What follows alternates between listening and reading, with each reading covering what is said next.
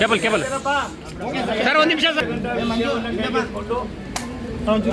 ಮುಖ್ಯಮಂತ್ರಿಗಳಾದ ಸನ್ಮಾನ್ಯ ಸಿದ್ದರಾಮಯ್ಯನವರು ವೀರಶೈವ ಧರ್ಮೀಯರ ಇತಿಹಾಸವನ್ನು ಬಲ್ಲವರಾಗಿದ್ದರೂ ಕೂಡ ಕುತಂತ್ರವನ್ನು ಮಾಡಿ ಸಮಾಜವನ್ನು ಕೌಲುದಾರಿಯಲ್ಲಿ ತರ್ತಕ್ಕಂಥ ಷಡ್ಯಂತ್ರವನ್ನು ಮಾಡಿರ್ತಕ್ಕಂಥ ಬಗ್ಗೆ ಕೂಲಂಕುಷವಾಗಿ ಚರ್ಚೆ ಆಗಿದೆ.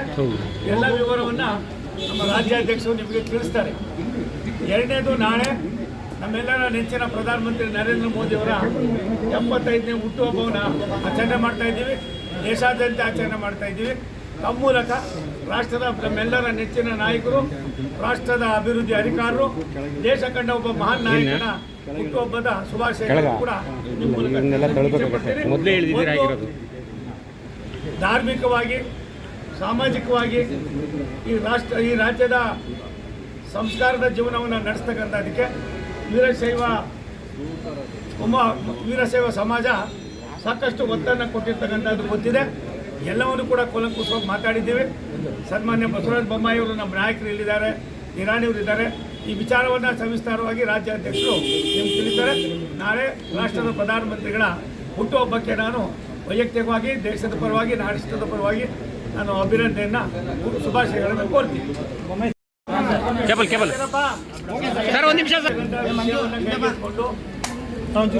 ಮುಖ್ಯಮಂತ್ರಿಗಳಾದ ಸನ್ಮಾನ್ಯ ಸಿದ್ದರಾಮಯ್ಯನವರು ವೀರಶೈವ ಧರ್ಮೀಯರ ಇತಿಹಾಸವನ್ನು ಬಲ್ಲವರಾಗಿದ್ದರೂ ಕೂಡ ಕುತಂತ್ರವನ್ನು ಮಾಡಿ ಸಮಾಜವನ್ನು ಕೌಲುದಾರಿಯಲ್ಲಿ ತರ್ತಕ್ಕಂಥ ಷಡ್ಯಂತ್ರವನ್ನು ಮಾಡಿರ್ತಕ್ಕಂಥ ಬಗ್ಗೆ ಕೂಲಂಕುಷವಾಗಿ ಚರ್ಚೆ ಆಗಿದೆ.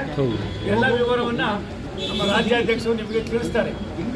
ಎರಡನೇದು, ನಾಳೆ ನಮ್ಮೆಲ್ಲರ ನೆಚ್ಚಿನ ಪ್ರಧಾನಮಂತ್ರಿ ನರೇಂದ್ರ ಮೋದಿಯವರ 75ನೇ ಹುಟ್ಟುಹಬ್ಬವನ್ನು ಆಚರಣೆ ಮಾಡ್ತಾ ಇದ್ದೀವಿ. ದೇಶಾದ್ಯಂತ ಆಚರಣೆ ಮಾಡ್ತಾ ಇದ್ದೀವಿ.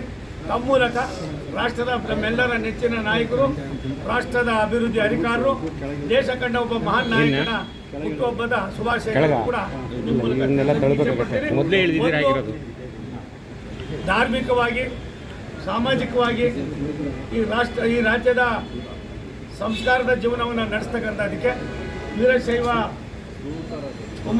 ವೀರಶೈವ ಸಮಾಜ ಸಾಕಷ್ಟು ಒತ್ತನ್ನು ಕೊಟ್ಟಿರ್ತಕ್ಕಂಥದ್ದು ಗೊತ್ತಿದೆ. ಎಲ್ಲವನ್ನು ಕೂಡ ಕೂಲಂಕುಷವಾಗಿ ಮಾತಾಡಿದ್ದೀವಿ. ಸನ್ಮಾನ್ಯ ಬಸವರಾಜ ಬೊಮ್ಮಾಯಿಯವರು ನಮ್ಮ ನಾಯಕರು ಇಲ್ಲಿದ್ದಾರೆ, ನಿರಾಣಿಯವರು ಇದ್ದಾರೆ. ಈ ವಿಚಾರವನ್ನು ಸವಿಸ್ತಾರವಾಗಿ ರಾಜ್ಯಾಧ್ಯಕ್ಷರು ನಿಮ್ಗೆ ತಿಳಿತಾರೆ. ನಾಳೆ ರಾಷ್ಟ್ರದ ಪ್ರಧಾನಮಂತ್ರಿಗಳ ಹುಟ್ಟುಹಬ್ಬಕ್ಕೆ ನಾನು ವೈಯಕ್ತಿಕವಾಗಿ, ದೇಶದ ಪರವಾಗಿ, ರಾಷ್ಟ್ರದ ಪರವಾಗಿ ನಾನು ಅಭಿನಂದನೆಯನ್ನು, ಶುಭಾಶಯಗಳನ್ನು ಕೋರ್ತೀನಿ.